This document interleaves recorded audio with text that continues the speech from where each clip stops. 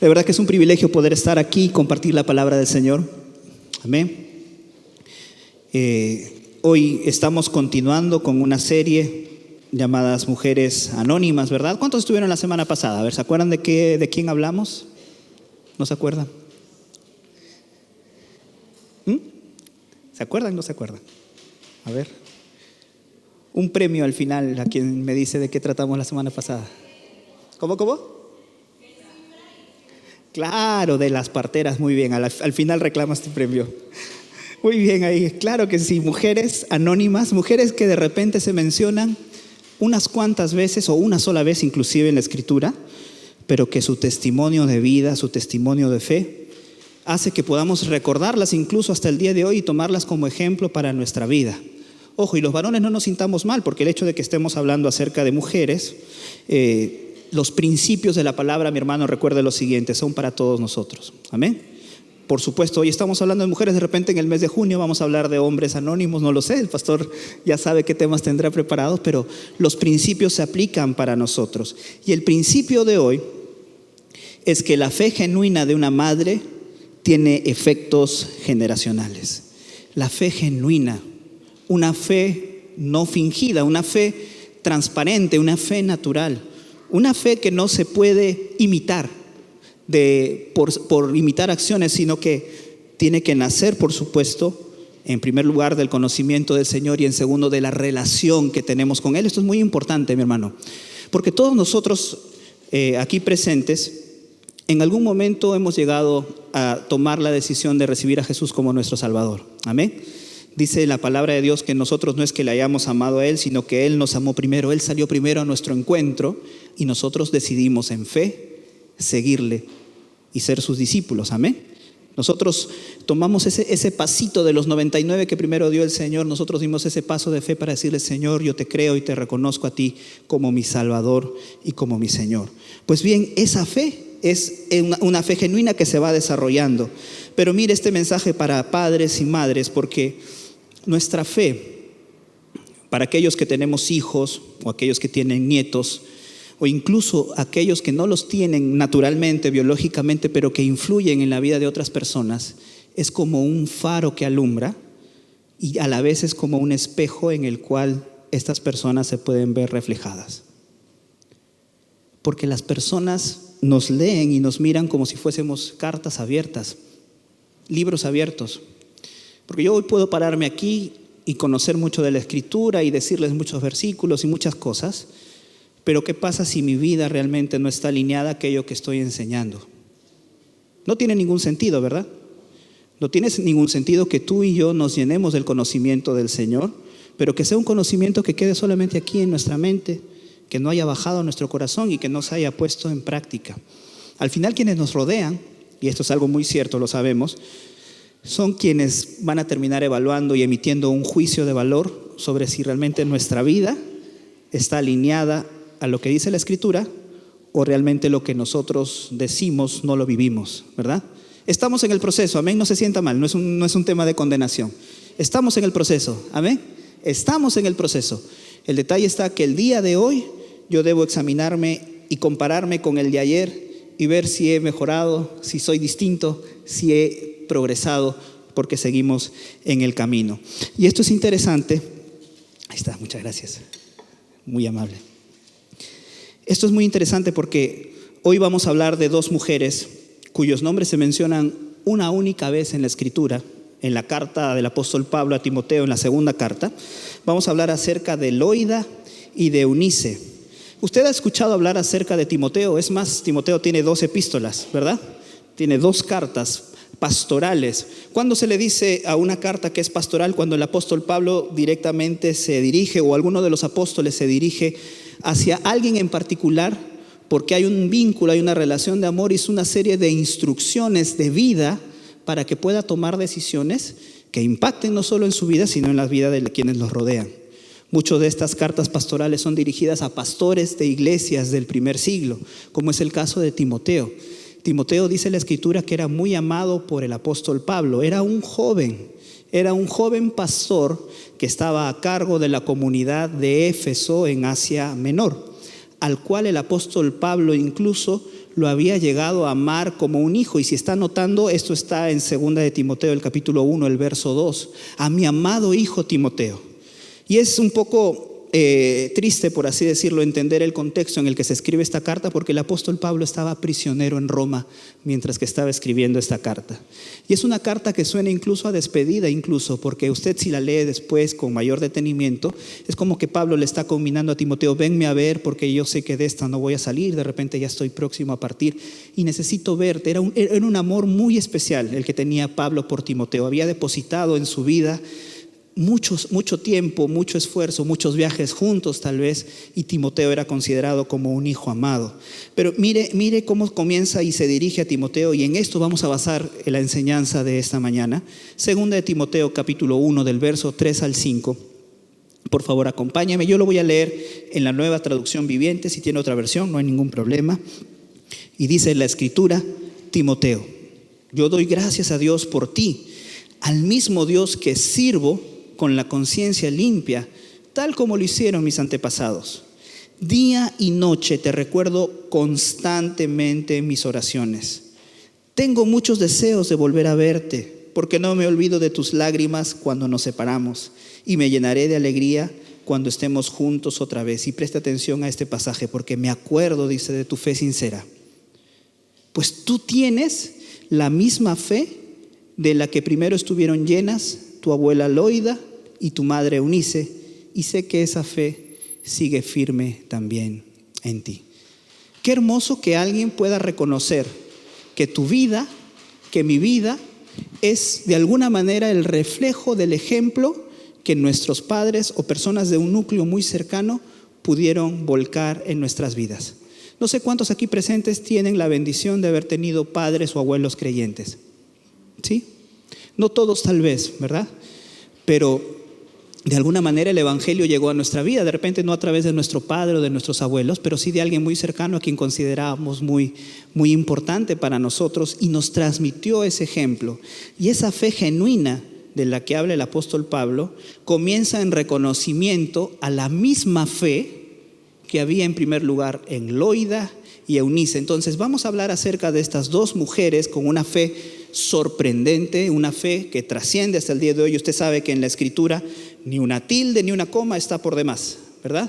Si Dios quiere que recordemos el nombre de alguna mujer, de alguna persona en particular, es porque tenemos un ejemplo para poder tomar y poder seguir. Ahora, es muy interesante, y esto aunque pueda sonar redundante y aunque lo sepamos, es muy interesante saber que nosotros somos el reflejo de nuestro entorno familiar más cercano o de nuestro núcleo cercano a lo largo de nuestra vida, ¿verdad? Tal vez algunos no hayamos sido criados por nuestros padres, pero terminamos siendo el reflejo de ese núcleo, de esos valores, de esos principios, de esa enseñanza que se nos fue transmitiendo de generación a generación. ¿Es verdad? Amén. Las cosas buenas y las cosas malas también. Aquello que por supuesto ha producido fruto bueno en nosotros, y también aquellos defectos y cosas que definitivamente podemos haber cometido. El detalle está en que todo eso es parte de nuestro bagaje, de nuestra vida. Es importante que podamos entenderlo. Entonces, Timoteo, para resumir este punto, era el reflejo de la enseñanza, de la crianza, del amor, de los valores, principios que pudieron volcar tanto Loida, su abuela, como Eunice, su madre, en su vida. ¿Ok? Entonces, ahora pongamos un poco en contexto esto, porque tanto Loida como Eunice eran dos mujeres que vivían en una provincia llamada Listra, una provincia del Imperio Romano que quedaba en la región de Galacia, en Asia Menor, en lo que hoy es el actual Turquía. ¿Sí? Si se ubica un poco en el mapa de Europa, va a encontrar que Turquía está al norte de Israel, en el extremo este de Europa. En esa región es donde muchos de los relatos de la escritura de la iglesia del primer siglo se desarrollan. Un paréntesis, a mí me gusta mucho la historia, es un poco triste saber que el día de hoy en Turquía prácticamente no hay iglesias cristianas. Habiendo sido cuna de las iglesias del primer siglo, no hay iglesias cristianas. Eso lo vi en un documental hace un tiempo y me dio mucha tristeza, porque los arqueólogos o los historiadores decían, miren, aquí estuvo ubicado la iglesia de tal. Voy a la escritura, sí, pues acá está la iglesia tal, ¿no?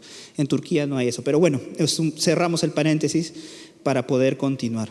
Ahora, esta provincia de Listra, como casi todas las provincias del Imperio Romano, eran provincias eminentemente paganas.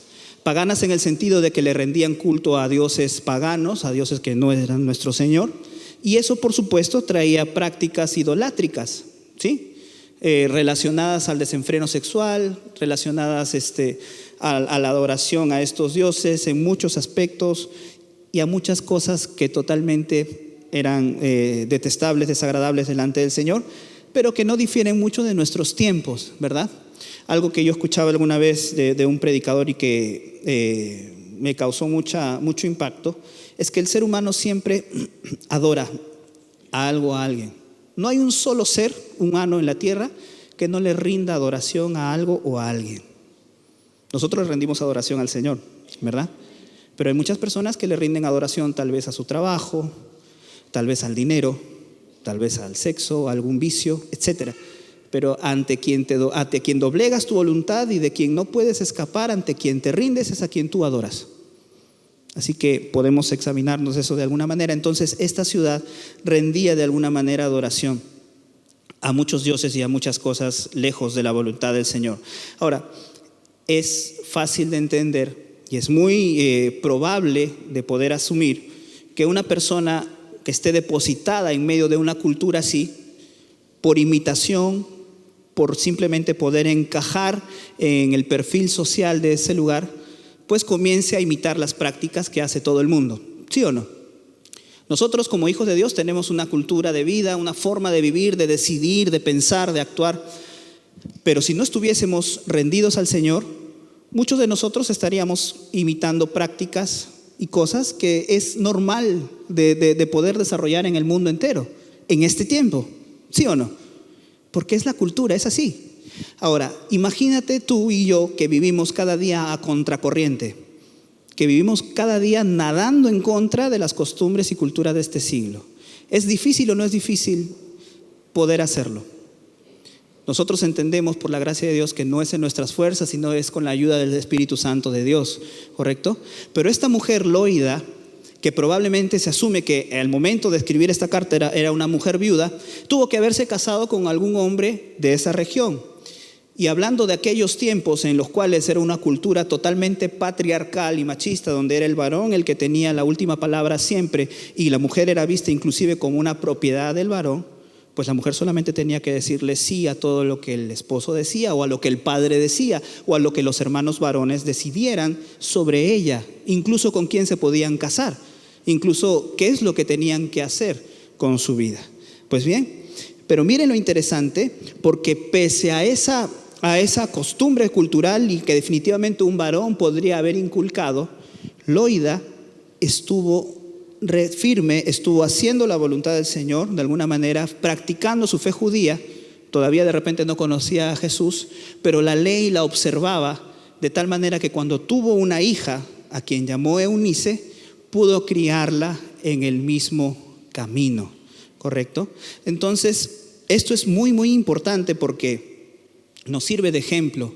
No podemos excusarnos en la cultura de este tiempo, no podemos excusarnos en la presión que podamos estar viviendo para no tomar la decisión firme de inculcar el amor al Señor hacia nuestras generaciones y vivir reflejando a Cristo en medio de donde nosotros estemos. ¿Ok? No podemos tomar de excusa, ¿sí? No importa la edad que tengamos. Todos nosotros hemos tenido tal vez en la adolescencia o la juventud muchas decisiones que hemos tomado producto de nuestra ignorancia o de nuestro ímpetu o rebeldía, pero incluso muchachos, jóvenes, adolescentes, tengamos presente que sí podemos vivir agradando al Señor en medio de esta cultura tan difícil. Y nosotros como adultos, como padres, como abuelos, como tíos, como hermanos, podemos siempre inculcar esos valores a nuestra familia. Ahora, es muy interesante también entender que en la cultura judía era, por así decirlo, un desastre. Era algo terrible que un varón judío se case con una mujer no judía. Era algo terrible que alguien pueda tomar la decisión de, habiendo mujeres dentro del pueblo de Dios, pusiese sus ojos en una mujer que no conoce al Señor. ¿Ustedes se acuerdan de la historia de Sansón? Me viene a la mente en este momento, ¿sí? Dice la Biblia, esto está en el libro de Jueces, el capítulo 6 en adelante, si no me equivoco. Los padres de Sansón estaban muy tristes porque él había decidido tomar como mujer a una mujer filistea. Pero Sansón hizo lo que quiso, ¿no? Lo que se propuso en su corazón, y de alguna manera impulsó a sus padres a ir a pedir la mano de esta mujer. Bueno, ya sabemos cómo fue la historia, pero era visto totalmente mal. Y no porque uno no pueda tener sentimientos o emociones o de repente congeniar con alguna persona que no es creyente, sino que sabe Dios, y esto lo voy a leer en Deuteronomio 7, del 3 al 4, y prestemos atención o presten atención a aquellas personas que todavía son solteras, que no han elegido cónyuge, compañero de vida. ¿Por qué Dios me dice que no debo fijarme en alguien que no le sigue a Él? Dice Deuteronomio 7, del 3 al 4, no te emparentarás con ellas, o sea, con las personas que no conocen a Dios. No darás tu hija a su hijo, ni tomarás a su hija para tu hijo, porque miren ustedes, desviará a tu hijo de en pos de mí. Si yo tomo por esposa, o una mujer toma por esposo a alguien que no conoce al Señor, dice claramente Dios que esa persona lo va a desviar, de tal forma que va a comenzar a servir a dioses ajenos, y el furor de Jehová se encenderá sobre vosotros y te destruirá pronto. En el Nuevo Testamento, Pablo parafrasea este mandamiento del Señor y nos advierte y nos dice que no debemos unirnos en yugo desigual con los incrédulos, porque no existe manera de que haya comunión entre la luz y las tinieblas, porque tarde o temprano esas tinieblas te van a jalar, te van a arrastrar. ¿Por qué? Porque tienen otras costumbres, tienen otras creencias, tienen otra forma de ver la vida, que por supuesto eso va lejos y en contra de los mandamientos del Señor. Por eso, mi hermano, en la ley judía, en la Torá ya extendida, si un varón judío se casaba con una no judía, los hijos dejaban de ser judíos. O sea, si un varón judío, pese al conocimiento de la ley, tomaba la decisión de casarse con una mujer no judía, los hijos producto de ese matrimonio dejaban de ser judíos. Era como que se convertía en un apátrida, expulsado de la comunidad de judíos por la decisión que había tomado. Sin embargo, es muy interesante porque en el caso de la mujer sucede lo contrario. Si una mujer judía se casaba con un no judío, los hijos sí eran considerados judíos. Ahora, ¿por qué esa diferencia? Tiene que ver con lo que mencioné hace un momento. La mujer en ese tiempo no tenía la potestad de elegir con quién casarse. ¿Qué pasaba si el padre o los hermanos decidían darla en matrimonio con un hombre que no era judío? ¿Qué podía hacer la mujer? Someterse a la decisión incorrecta de sus familiares varones. No le quedaba de otra. Por eso es que de alguna manera Dios en su justicia libera de esta responsabilidad a la mujer. Entonces, si una mujer judía se casaba con un varón no judío, era porque le habían impuesto ese matrimonio y Dios determinaba que sí, sus hijos sí podían ser judíos. Ahora, esto es interesante porque casarse con un no creyente definitivamente es un error, ¿sí? Pero vamos a suponer que alguno de nosotros en su rebeldía o en su desconocimiento del Señor tomó esa decisión. Tampoco es para que nosotros nos vivamos condenando y latigando. Si de bien es cierto, Dios advierte esta situación para evitarnos mucho sufrimiento y tristeza. Usted habrá podido escuchar muchos testimonios de parejas de creyente con no creyente, cómo han sufrido por años durante su matrimonio.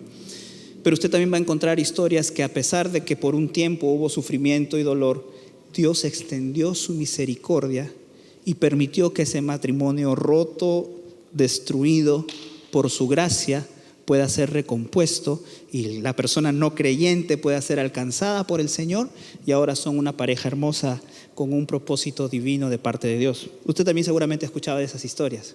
Ahora, no con eso le estoy diciendo, bueno, cásate con quien quieras, porque al final Dios es misericordioso y puede reconstruir tu matrimonio. Si quieres evitarte el dolor, el sufrimiento que trae desobedecer la palabra del Señor, pues observemos la ley de Dios y cumplámosla en nuestra vida. Que Dios puede tener misericordia, ¿cuántos lo creemos? Y Dios la tiene, amén. Dios restaura, Dios hace su obra maravillosa. Y es interesante también porque mire lo que dice el apóstol Pablo en 1 Corintios 7, del 12 al 14. Ahora me dirigiré al resto de ustedes, aunque no tengo un mandato directo del Señor. Si un creyente está casado con una mujer que no es creyente y ella está dispuesta a seguir viviendo con él, dice que él no debe abandonarla. ¿Por qué? Porque ella está dispuesta a vivir con él. Y si una creyente mujer tiene un esposo que no es creyente y él está dispuesto a seguir viviendo con ella, no debe abandonarlo, pues la esposa creyente da santidad a su matrimonio y el esposo creyente da santidad al suyo.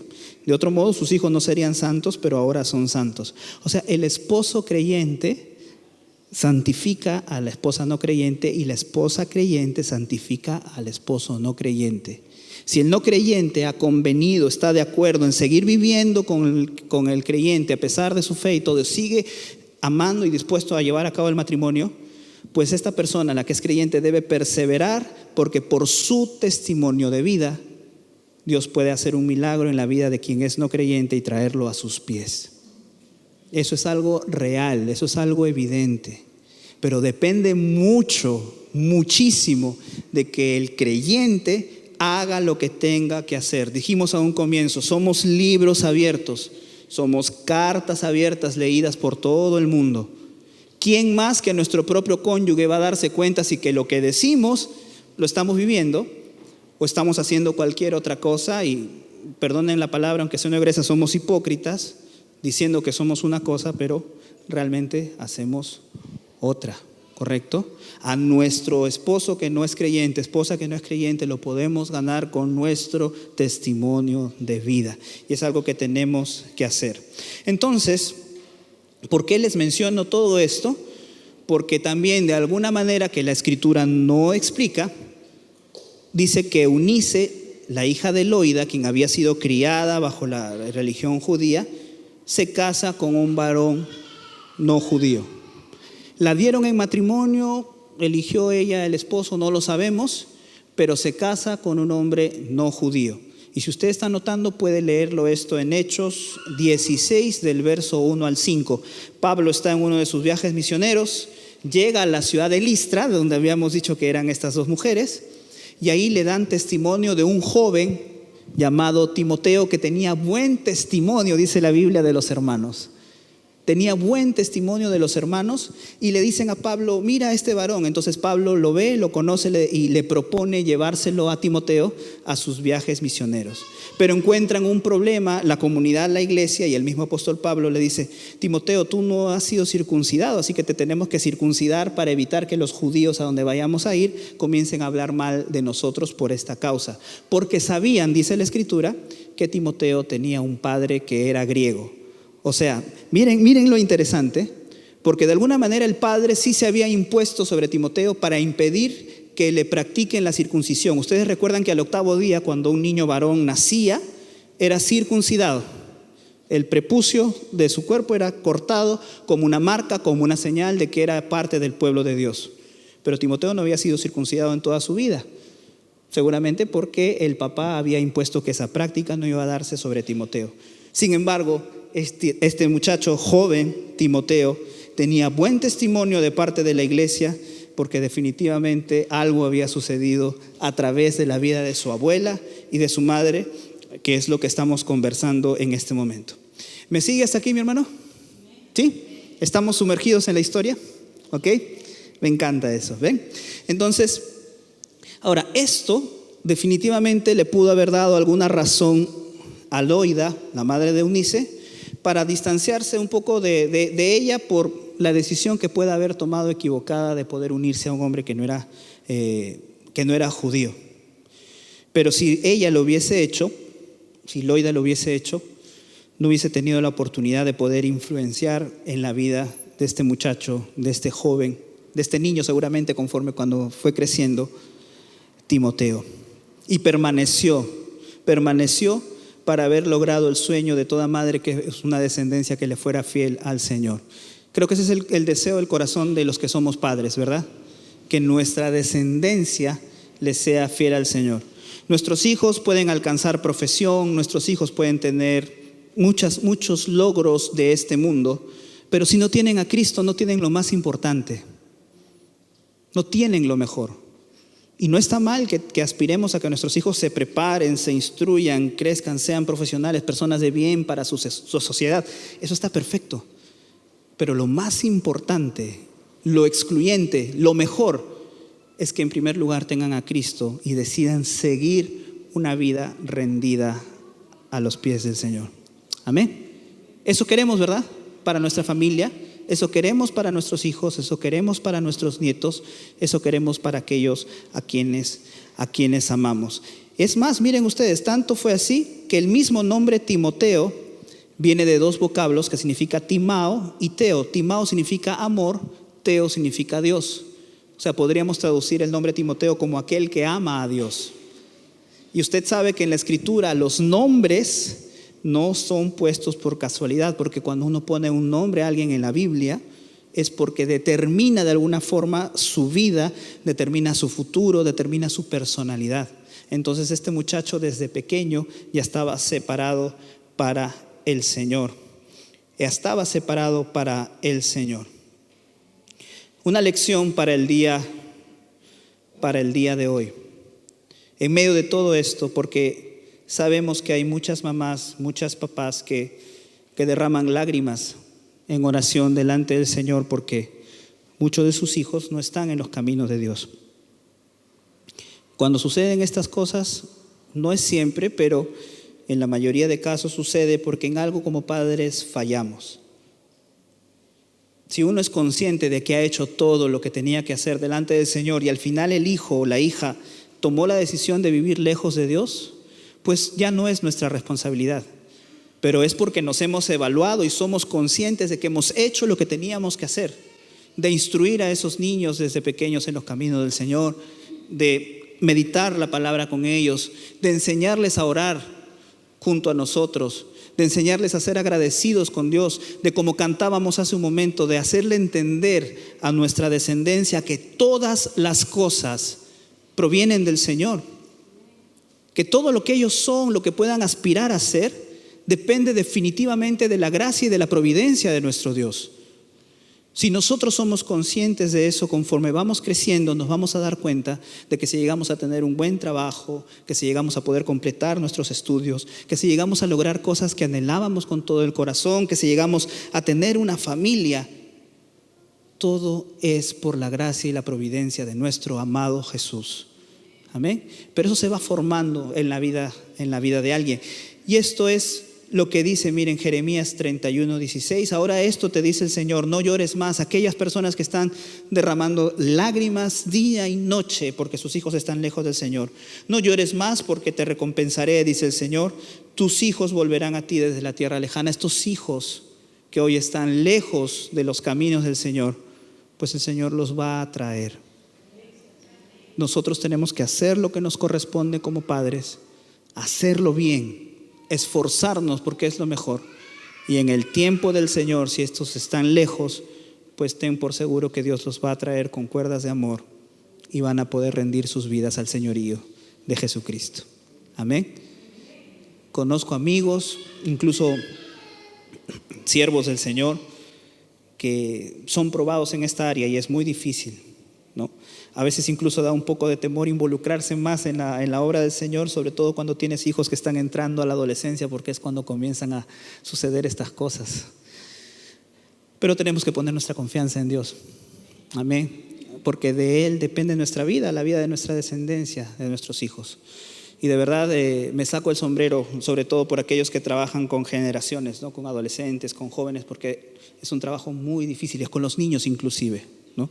Hoy la pastora Margot contaba un testimonio que ella tuvo de pequeña cuando iba a la iglesia, y me dio mucha tristeza. Dice que su maestra de escuela dominical, cuando la veía a ella y quería entrar a su salón, prácticamente le tiraba la puerta en la cara. Yo digo, wow, así ¿quién quiere pues seguir al Señor si esa es la muestra de amor que recibimos de parte de Dios en su propia casa, ¿no? Ella después, como ella misma contaba, ahora temprano se alejó del Señor hasta que el Señor nuevamente la alcanza, ya cuando tenía 25 años, y ella puede rendir su vida a Jesús. Tal vez tenemos historias similares, ¿verdad?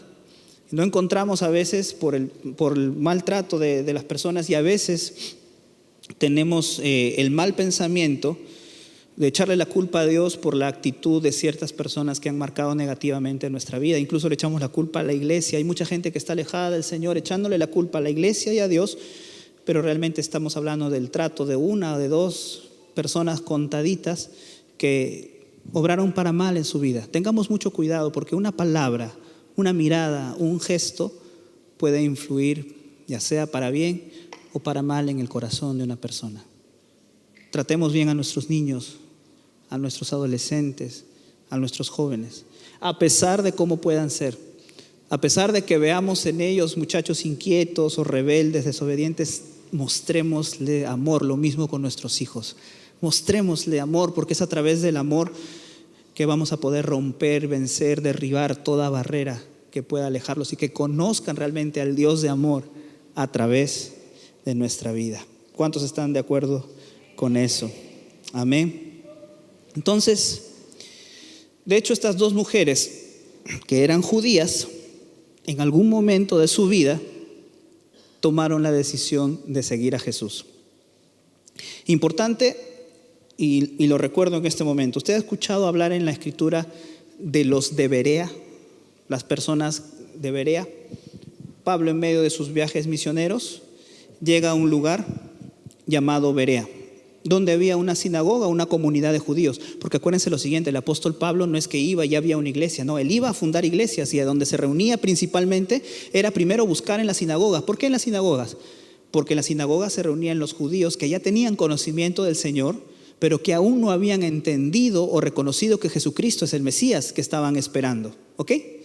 O sea, había mucho judío piadoso, observante de la ley, que amaba a Dios, pero que no reconocía que Jesús era el Mesías, que Jesús era Dios. Entonces llegó a un lugar llamado Berea, en donde estos judíos, dice que cuando Pablo disertaba o predicaba la palabra, eran de aquellos que anotaban, y después de que cuando se iba Pablo, se reunían y escudriñaban e investigaban a ver si lo que el apóstol Pablo estaba diciendo. O sea, ellos terminaron creyendo porque confirmaron a través de la meditación de la misma Escritura que lo que el apóstol Pablo decía era verdad.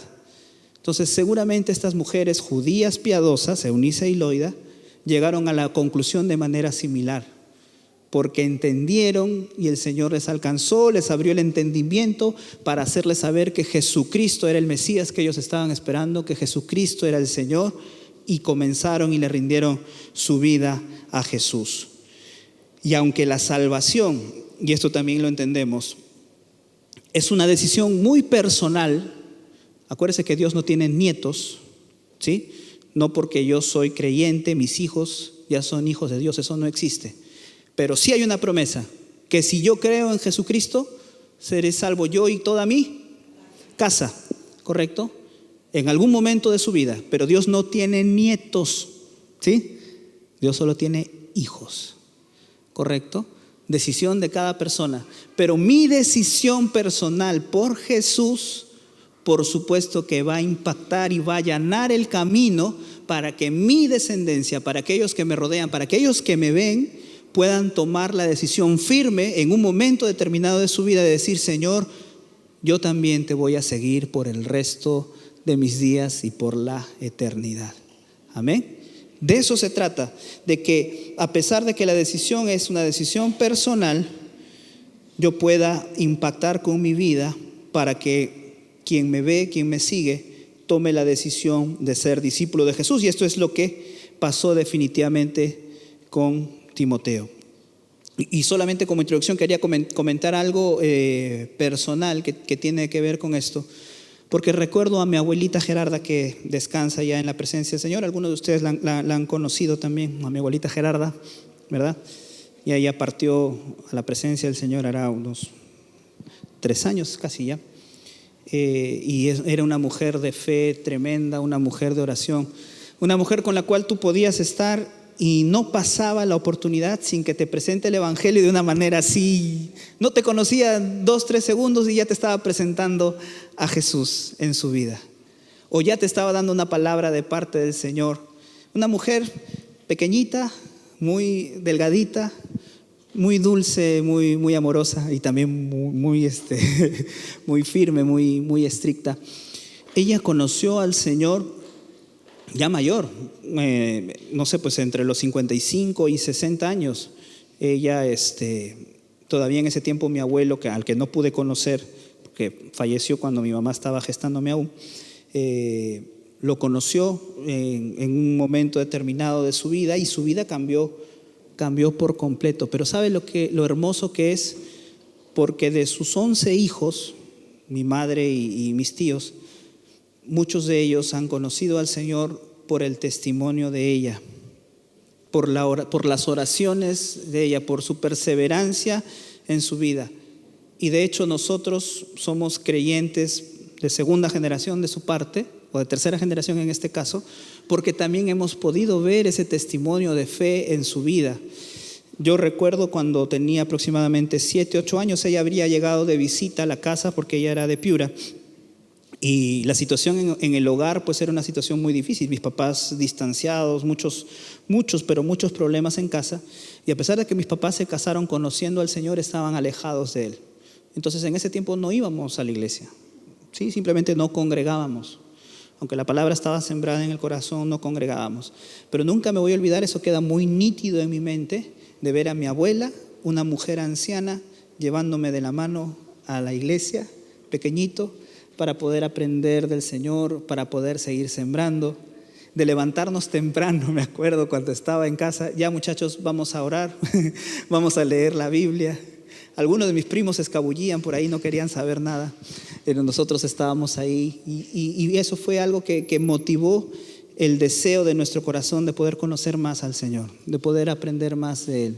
Así que si por la gracia de Dios estoy aquí o puedo tener esta fe en Jesucristo, mucho tiene que ver la vida de mi abuela, a quien considero como una loida en este caso, que Dios permitió que su vida sea una vida de ejemplo para ella, para mi madre, para nosotros, y confiamos en el Señor para las generaciones que puedan venir para más adelante, por la gracia del Señor. La salvación entró a través de ella en nuestra familia y definitivamente eso es algo que nosotros tenemos que anhelar, porque deseamos tener descendencia para Jesús. Amén. Deseamos tener descendencia para Jesús, que si el Señor tarda en su venida, nuestros hijos, nuestros nietos, nuestros bisnietos puedan recordarnos a nosotros por nuestro testimonio de fe y pueda de alguno de ellos decir, como hoy por la gracia de Dios puedo decir aquí, no, mi abuelo, mi abuela, mi bisabuelo fue quien por la gracia de Dios introdujo el evangelio a la familia y hoy estoy en los caminos del Señor porque Él decidió vivir para la gloria de Dios. ¿Usted quiere eso para sus generaciones? Amén. Claro que sí, por supuesto que lo anhelamos. Y miren cómo es esto, porque hay un efecto generacional definitivamente para su decisión. Miren lo que le dice el mismo apóstol Pablo en la segunda carta de Timoteo, el capítulo 3, los versos 14 y 15. Pablo le dice a Timoteo, pero persiste tú, Timoteo, en lo que has aprendido y te persuadiste sabiendo de quién lo has aprendido. ¿A quién está haciendo referencia? A su abuela y a su madre, ¿verdad? A su abuela y a su madre. Persiste en esto, persiste en lo que has aprendido. Has tenido el ejemplo, sabes de dónde viene esta enseñanza, porque desde la niñez, verso 15, has sabido las Sagradas Escrituras. ¿Quién le inculcó desde la niñez las Sagradas Escrituras? Su abuela, su madre, ¿correcto? Las cuales te pueden hacer sabio para la salvación por la fe que es en Cristo Jesús. ¿Qué es lo que puede traer sabiduría para nuestras vidas? ¿Qué dice aquí? Verso 15. ¿Qué es lo que añade sabiduría a nuestras vidas? ¿Qué es lo que nos puede hacer sabios para la salvación? Por medio de la fe, por supuesto, pero ¿qué cosa es? Ahí lo dice claramente, las Sagradas Escrituras, la palabra del Señor. Por eso es que el Señor, en medio de las leyes que determina para su pueblo, usted lo va a encontrar esto en el libro de Deuteronomio, qué importante es que podamos a nuestros hijos repetirles la Escritura. Al levantarse en la mañana, al acostarnos en la noche, cuando andemos por el camino, o sea, en medio de cualquier actividad, de encontrar la forma de poder relacionar lo que estamos viviendo con la Escritura para ir sembrando en el corazón. Porque el día que cada uno de nosotros tomamos decisiones, por supuesto nuestros hijos, nuestros nietos las tomarán también, lo que está sembrado en su corazón, la palabra que está sembrada en su corazón, siempre va a salir a relucir. La decisión que tomen va a ser su responsabilidad, por supuesto que sí, pero no van a poder decir jamás que no tuvieron algo contra qué contrastar para saber que si lo que estaban haciendo era bueno y agradable al Señor o era algo totalmente opuesto a lo que el Señor determina en su palabra. ¿Y por qué? Porque a veces nos centramos solamente en el no. Hoy hemos visto el por qué Dios no quiere que nos unamos a personas que no son creyentes. Hay una razón, ¿sí? No es que Dios dice no porque quiere aguarnos la fiesta, hay una razón. Entonces, entenderlo es porque ha sido sembrado en el corazón. Pero si no hay nada sembrado en el corazón, ¿cómo podemos esperar que haya un contraste? No existe, no hay forma de contrastar, porque para contrastar, ¿qué necesitas? Una contrapartida, ¿sí o no? ¿Cómo contrastas algo si no tienes una contraparte contra la cual comparar? Si no tienes la ley del Señor grabada en tu corazón porque te ha sido enseñada, el Espíritu Santo no va a hacer magia para sacar algo que no existe. Nos tenemos que llenar, nos tenemos que nutrir de la Escritura y la tenemos que transmitir hacia nuestras generaciones.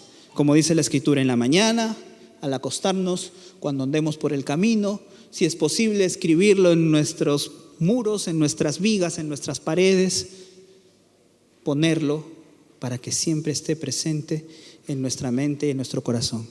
¿Por qué, por ejemplo, podemos entender que a pesar de que podamos estar viviendo situaciones complicadas, dificultades, alguna carencia o pasando alguna necesidad, por qué podemos entender que podemos confiar y seguir adelante? ¿Qué dice Salmo 23:1? Que Jehová es ¿qué? Mi pastor y nada me faltará. Un pasaje tan sencillo que seguramente lo conocemos de memoria. Y eso, querramos o no, ha calado en nuestra memoria, en nuestra mente, en nuestro corazón. Y cuando vienen estas circunstancias, el Espíritu Santo de Dios nos hace recordar que podemos confiar porque nuestro pastor es Dios. Podemos confiar en que nada nos va a faltar. Amén. Y para ir cerrando en esta mañana, es una lección que no solamente se aplica para las madres, como dije, sino también para los padres y para toda persona que pueda influenciar en la vida de otros, ¿sí? Sea en tus hijos, sea en tus sobrinos, sea en las personas a quienes lideras en la iglesia. La mayor contribución, dice, que una madre puede hacer es la extensión del reino a través de aquellas personas que guías en el camino de la fe. Tenemos la oportunidad, tenemos la bendición de guiar a otros en el camino de la fe. Y no necesitamos ser ministros ordenados, no necesitamos ser pastores, no necesitamos ser líderes, servidores, ¿no? Esta es una tarea para todos nosotros. Todos nosotros tenemos que comprometernos delante del Señor a ser guías, a ser faros, a ser alguien que pueda mostrar el camino a aquellos quienes nos rodean para que también puedan decidir seguir a Jesucristo. Así sea una acción pequeña, algo, una palabra de aliento, lo que sea, comprometernos, ser intencionales para poder guiar a otros en los caminos del Señor y mucho más, por supuesto, con aquellas personas a quienes amamos porque tenemos esa relación tan íntima y cercana día tras día. Principios de vida para poder hacerlo, para poder modelar en nuestra descendencia lo que es seguir a Jesús en medio de una cultura en decadencia. ¿Estamos de acuerdo que esta cultura está en decadencia o no? ¿Sí? Dice la Biblia que cuando lleguen los postreros tiempos, la maldad se va a multiplicar y el amor de muchos se va a enfriar. Pues estamos en esos postreros tiempos que no sabemos cuándo viene el Señor. Estos tiempos son los tiempos finales, postreros, los tiempos cercanos al final de la historia como la conocemos. Y es en estos tiempos donde vemos que día tras día la maldad se sigue multiplicando, que la cultura está en decadencia. Yo no sé si usted sabía que en Europa hace mucho tiempo se está debatiendo en la Cámara Europea, la posibilidad de poder despenalizar la pedofilia. Porque como el amor es libre, ¿ya? Como el amor es libre, entonces no tiene nada de malo si con el consentimiento del menor de edad se puede desarrollar una relación sentimental de pareja. Imagínense la locura que están promoviendo. O sea, ya no es suficiente con la famosa ideología de género, con el matrimonio igualitario. No, eso es cosa del pasado. Lo de ahora es, si un adulto quiere mantener una relación sentimental, sexual con un niño y este niño o niña consiente, entonces no tiene por qué haber nada malo, si es una expresión de amor. Terrible, pero hacia eso vamos. Y va a llegar el día, querramos o no, en que eso va a prosperar. Y como todo lo copiamos aquí en Latam, de los países del primer mundo, pues tarde o que temprano eso va a llegar y se va a implantar. ¿Qué vamos a hacer si desde hoy como iglesia del Señor, como familias, no estamos inculcando en nuestras generaciones lo que es bueno, lo que es agradable, lo que es correcto delante del Señor? ¿Qué vamos a hacer? El tiempo es hoy. No es cuando ya las cosas negativas estén encima nuestro. El tiempo es hoy, porque tenemos que preparar a nuestras generaciones y ellos prepararán a quienes vengan hasta que el Señor diga basta. Hasta aquí llegó todo esto, es momento de regresar por mi iglesia. Amén. Es lo que nos toca hacer. Que nuestra descendencia, mi hermano, que nuestros seres queridos puedan ver, con eso termino, que vivimos aquello que creemos, que vivimos la palabra de Dios día tras día. Repito, estamos en el proceso, no nos condenemos si sabemos que aún hay cosas que no están bien. ¿O quién de aquí es perfecto? Ninguno de nosotros, ¿verdad? Estamos en el proceso, pero aquello que sabemos, aquello que conocemos, esforcémonos por vivirlo, ¿sí? Esforcémonos por vivirlo día tras día para que los nuestros puedan también decidir por Jesús, porque ven en primer lugar a alguien que está esforzándose por seguirle. Amén. ¿Lo vamos a hacer? Amén.